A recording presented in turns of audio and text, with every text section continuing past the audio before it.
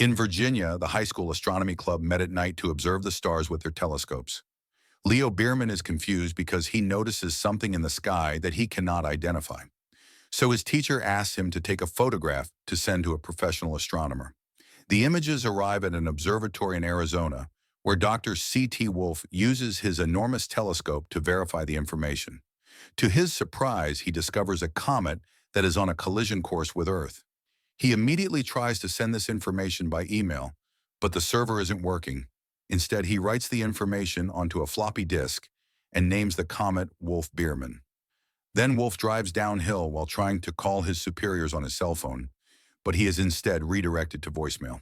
At the same time, a truck coming from the opposite direction causes the driver to get distracted when a cigarette accidentally falls onto the roadway. Since Wolf is also distracted by his phone, neither sees the other's vehicle, and they crash. Wolf's car falls off the mountain and catches fire. A year later in Washington, D.C., news reporter Jenny pleads with her boss to allow her to become an anchor, but her boss refuses as always. Instead, he tells her to investigate the sudden resignation of the Secretary of the Treasury.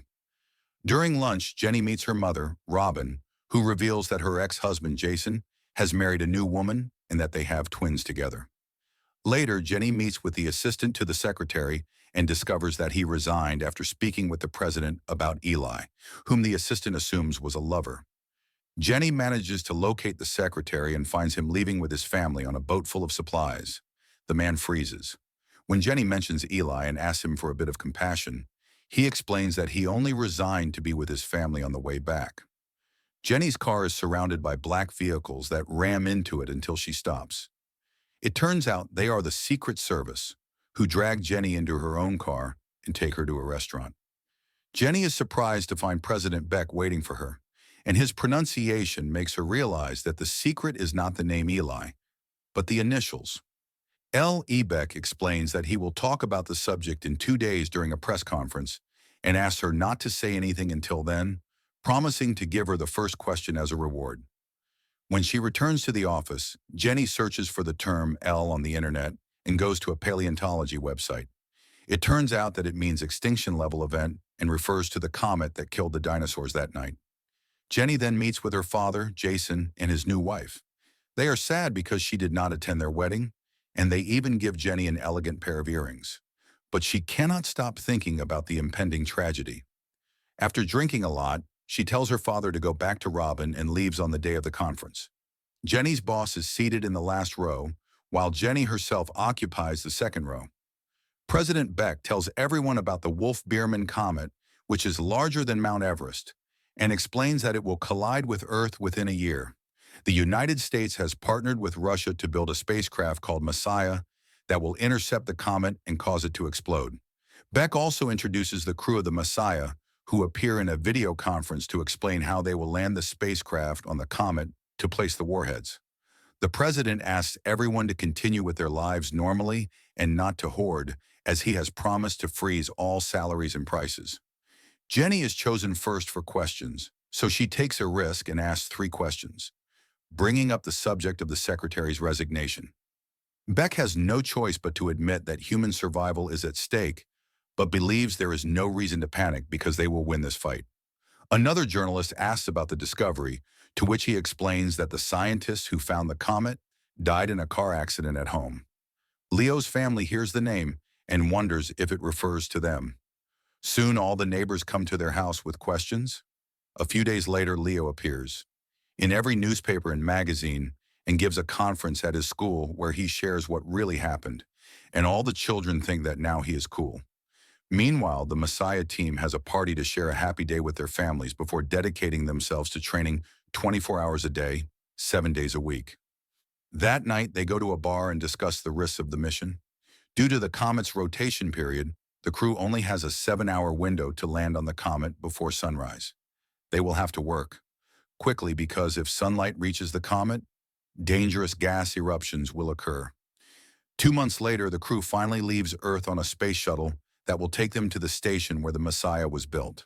All the media cover the launch and explain that Messiah was originally a project called Orion that the Russians developed for nuclear warfare. It is propelled by a prototype nuclear propulsion system that will allow the crew to reach the comet before it comes too close to Earth. The crew is successfully transferred from the shuttle to the Messiah, and now they face a long journey to find the comet. 5 months later, journalists from around the world prepare to cover the landing of the Messiah, and Jenny is surprised to learn that she will finally become an anchor, as she was the one who broke the story. Meanwhile, the crew finally sees the comet and is struck by its size. They begin to prepare the warheads, carefully moving them in zero gravity. On Earth, Jenny explains to viewers that the Messiah will have to fly through the comet's tail, which is full of rocks, sand, and ice. Soon the Messiah begins to fly through the tail, and the pilots do everything possible to avoid all potential dangers.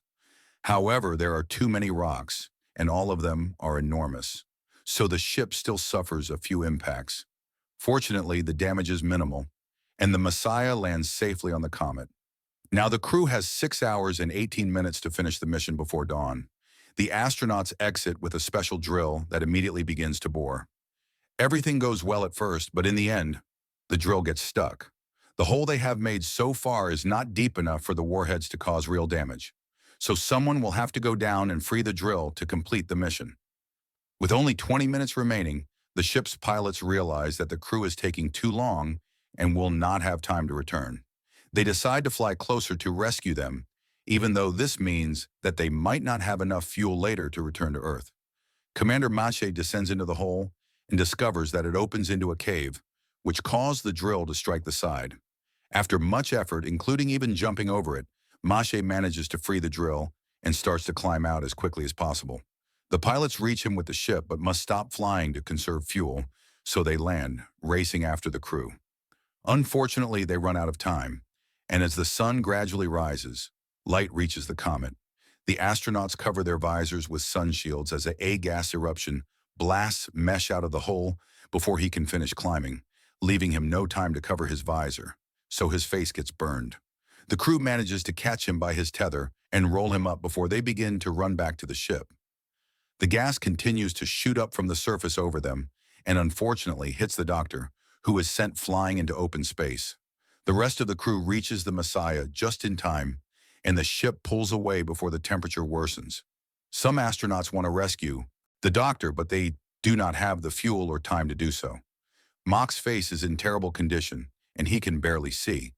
So now Captain Tanner is in charge. Earth receives an update about the mission. The crew placed the warheads but lost one man in the process. Jenny reads a few words to honor the memory of the doctor.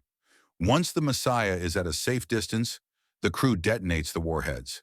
The shock wave caused by the explosion shakes the ship wildly and interrupts its transmission to Earth. The astronauts rush to minimize the damage and stop any possible fire even before it starts, which helps the ship stabilize fairly quickly. The crew discusses what to do next and, considering the damage to the ship, agrees to return home. Moments later, President Beck receives bad news and must share it with the country as carefully as possible. It turns out that the warhead detonation only managed to break the comet in half, and the resulting pieces are still large enough to cause catastrophic damage to the planet. Both pieces are headed toward Earth. The smaller fragment is called Biermann and will hit near Cape Hatteras in the Atlantic Ocean in 12 hours, meaning that a tsunami will hit the east coast of the United States and destroy very important cities such as New York and Philadelphia. The main body of the comet, called Wolf, will land in Western Canada several hours later, and this will be the real extinction level event. 2 days after the impact, dust and debris fill the sky and keep it dark for 2 years without sunlight. All plants and animal life will die. 10 hours before the impact, Tanner finishes his calculations and announces that he has a plan. They can do nothing about the Biermann fragment, but he believes they can stop the main Wolf comet to save humanity. Since the gas eruptions have created a very large fissure that reaches the center of the comet, they can place the remaining warheads in that hole and cause the comet to explode into small fragments. The Messiah doesn't have much fuel left, so they cannot land on the comet or take off once they're done. Once they finish, they will fire the ship directly into the fissure and die in the process. It is hard to hear, but the crew agrees that they have no other option. They get in touch with Houston and share their plan to give hope to the people on Earth. Leo hitchhikes to get home, but Sarah and her family have already left. Remember that Sarah's father has a bicycle and steals it to get out of the city faster. There is a huge traffic jam that blocks all the roads, but the bicycle allows Leo to move easily among the cars. He finds Sarah and her parents tell him to leave with her younger brother. The three young people escape by bicycle, while Sarah's parents watch them cry at the news station. Journalists draw straws to choose who will accompany Jenny to the bunker. However, one of them feels guilty because his boss has a daughter. So when the helicopter comes to pick her up, Jenny lets her boss and the girl take her place. Later, Jenny goes to the beach to look for Jason, and they reconcile before deciding to wait for the end together. At that moment, people all over the world watch as the Bierman fragment falls from the sky until it touches the Atlantic Ocean. A gigantic explosion occurs, and the sky darkens as an enormous tsunami forms. Soon the wave covers New York, toppling thousands of buildings and killing all the people who could not escape. Jenny and Jason embrace on the beach while they too are killed. The Statue of Liberty is destroyed, and its head now floats with the rest of the debris. The water even reaches the nearby roads along the coast, so people abandon their cars and, in the grip of panic, try to flee in search of higher ground. Sarah's parents decide to stay and leave with dignity. Leo, Sarah, and the baby keep running uphill, but soon they must leave the bicycle and continue on foot like everyone else. 2 seconds before the second impact, NASA puts the Messiah crew in contact with their families for one last goodbye. Unfortunately, Mash's wife is trapped in traffic and cannot arrive on time. Tanner's 2 children are on active naval duty and could not be located, so Tanner prays to his deceased wife, telling her that they will see each other soon.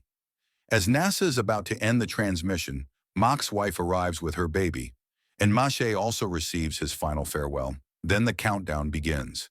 The crew says their last words as the Messiah enters the comet's orbit and passes through the fissure. Just in time, the warheads detonate and the comet explodes into millions of small fragments.